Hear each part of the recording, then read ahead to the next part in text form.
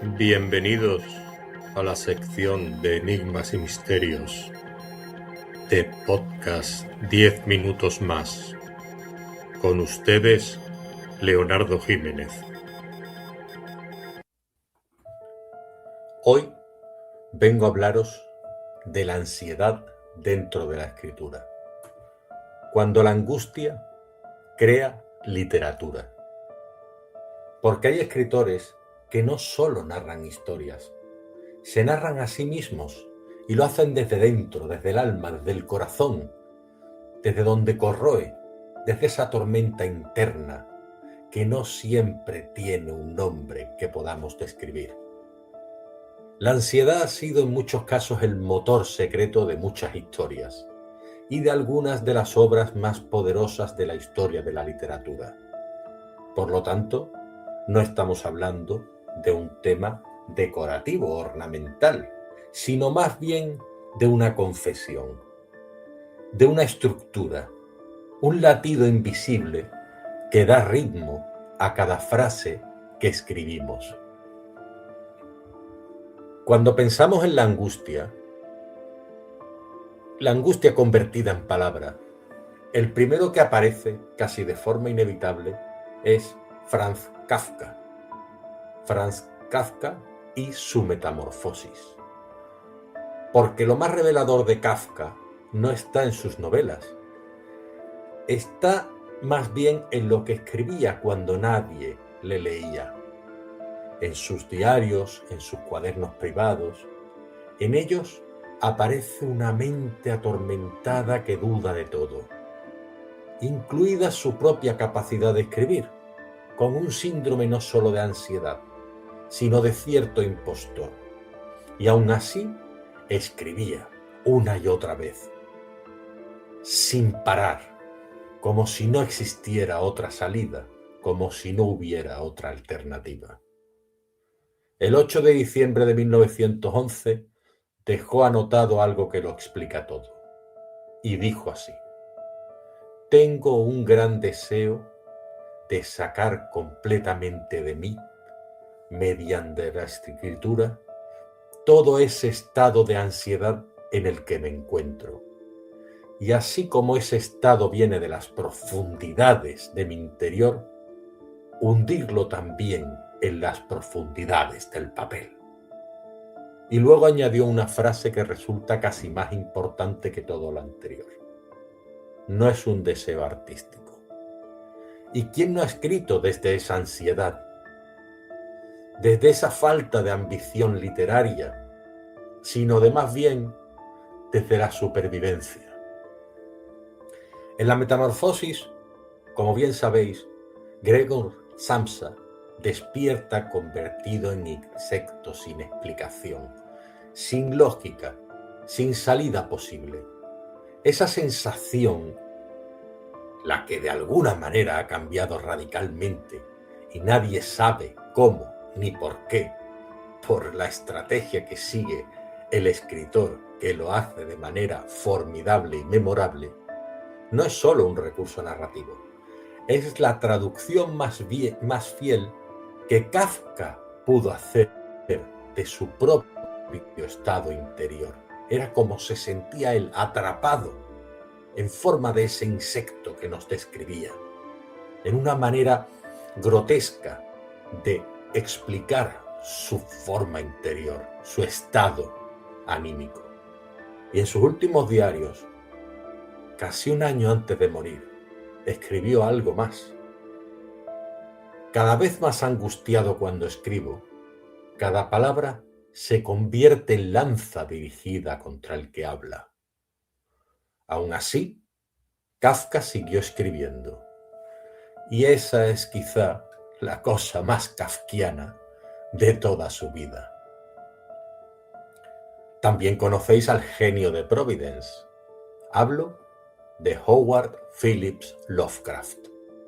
Él viene de otro lugar, y su ansiedad también, porque lo mira más bien hacia su interior, y también hacia el exterior, porque él miraba al universo, a todo aquello que le aterraba. no le asustaban los monstruos, le asustaba la posibilidad de que la realidad fuera demasiado vasta, demasiado grande, inabarcable, indiferente y tan incomprensible para la mente humana que pudiera ser soportada. En La llamada de Chulú, una de sus obras más célebres, el horror no tiene un rostro definitivo. Es la certeza de que somos seres insignificantes y una mota de polvo en el mundo en el que habitamos. De que hay algo ahí fuera que ni nos odia ni nos quiere, simplemente no nos tiene en cuenta. Y ese miedo se filtra en su estilo literario. Frases largas, densas, ornamentadas, con adjetivos que él mismo creó como gargantuesco, que parecen querer retrasar el momento en el que lo inevitable aparece. Lovecraft era también un escritor de cartas obsesivo. Escribió miles a sus compañeros de escritura y a muchas personas más. Y en ellas se percibe esa misma necesidad. Clasificar, ordenar, entender el universo, el mundo en el que vivía. Como si la vida en palabras fuera la única manera de no sentir cómo ese universo era tan amenazante para él. Luego nos encontramos con Virginia Woolf, que nos lleva a otra clase de ansiedad, una ansiedad más silenciosa, más tenue, de esa que no se escucha, pero que reverbera en tu interior de una manera que llega, que cala, profunda, pero más interior. La suya no era contra el universo, sino contra las oleadas de su propia mente. A lo largo de su vida tuvo episodios recurrentes de lo que hoy diagnosticaríamos como trastorno bipolar. Ella lo sabía, lo vivía en sus carnes a diario, y en lugar de esconderlo, lo convirtió en literatura, en su técnica narrativa, en su estilo más palpable.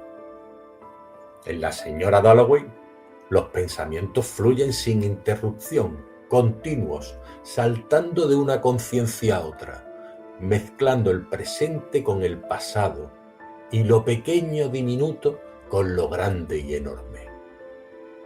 No hay una narrativa lineal, porque así tampoco funciona una mente ansiosa. Los pensamientos no van en línea recta, van dando saltos, como si se trataran de flashbacks y flash forward. Pero se interrumpen para regresar de nuevo, y regresar otra vez, y otra, y otra, y otra. Y luego está también Septimus Warren Smith, el personaje que muchos leen como el doble oscuro de Clarissa Dalloway. Un veterano de guerra que no puede volver a ser quien era, que escucha voces en su mente, que está al borde del colapso. Woolf lo construyó con una precisión que no es casualidad. Sabía de qué estaba hablando en todo momento y por qué. En parte, porque había vivido ese propio estrés. En sus diarios privados, Woolf también encontramos momentos que cortan la respiración. Escribe sobre el miedo, el pavor a perder el control, sobre la sensación de estar al borde de algo que es innombrable, y en una escritura sin red, sin lector, encontraba a veces el único suelo firme que tenía. Sylvia Plath va todavía más lejos. Si Woolf intuía el abismo y lo rodeaba con lenguaje, Plath lo describió desde dentro. En los poemas de Ariel, de hecho, el lenguaje es rápido, afilado, urgente, diría. No hay una distancia entre la poeta y lo que escribe. Todo ocurre en presente, en carne viva, alma abierta, como si las palabras no pudieran esperar. Y en La campana de cristal, su única novela, lleva esa misma urgencia a la narrativa.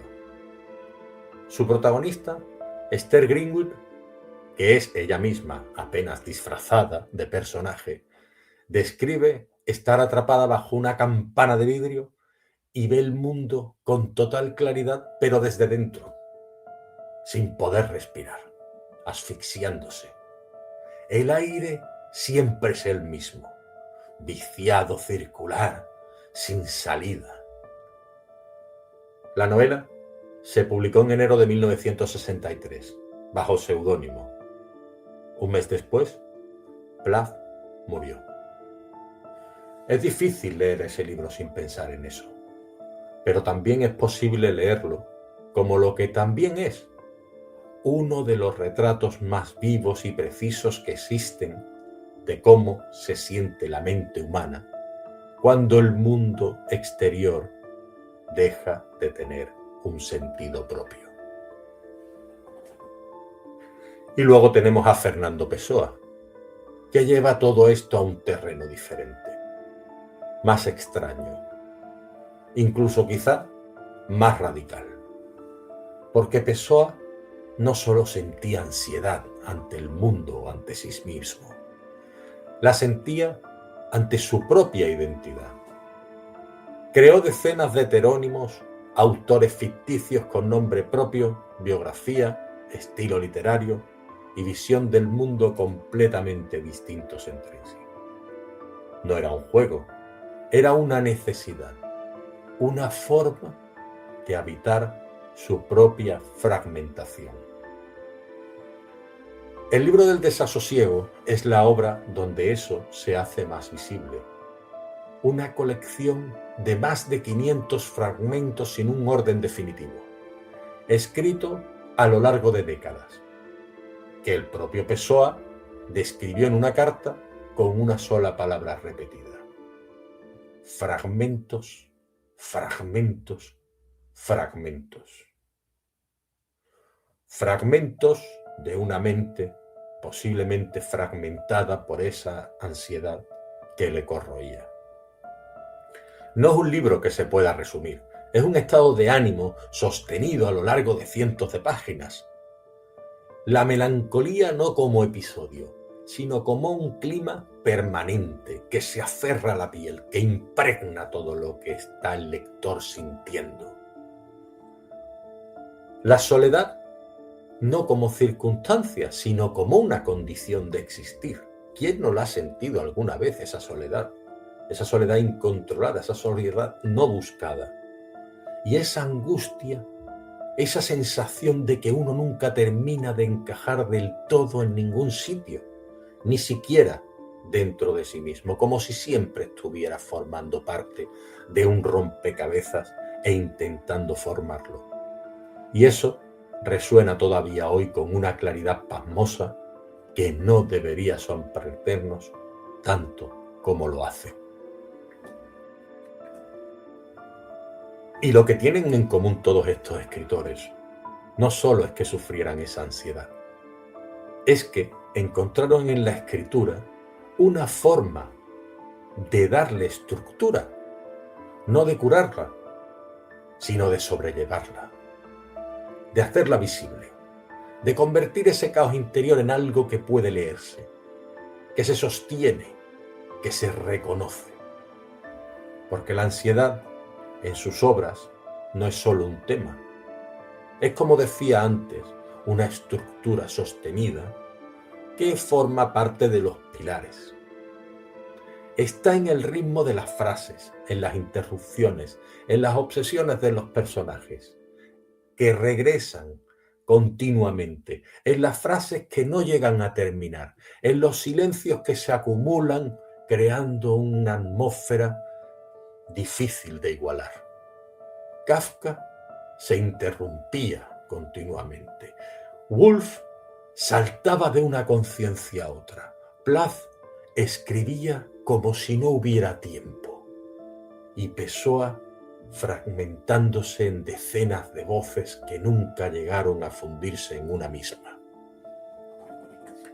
Es quizás por eso que sus obras siguen inquietándonos, no solo porque sean grandes autores, sino porque al leer esas obras reconocemos algo en ellos difícil de igualar. Una sensación de que el pensamiento a veces va demasiado rápido o demasiado despacio. Esa dificultad para nombrar exactamente lo que uno siente, esa certeza de que hay algo bajo la superficie que no termina de salir, y si sale, no termina de encajar en el mundo en el que vivimos. En ese reconocimiento, en esa incomodidad compartida con otros, la literatura cumple una función que va más allá de entretener o de informar. Nos recuerda que incluso en el lugar más silencioso y más oscuro de nosotros mismos, no estamos completamente solos.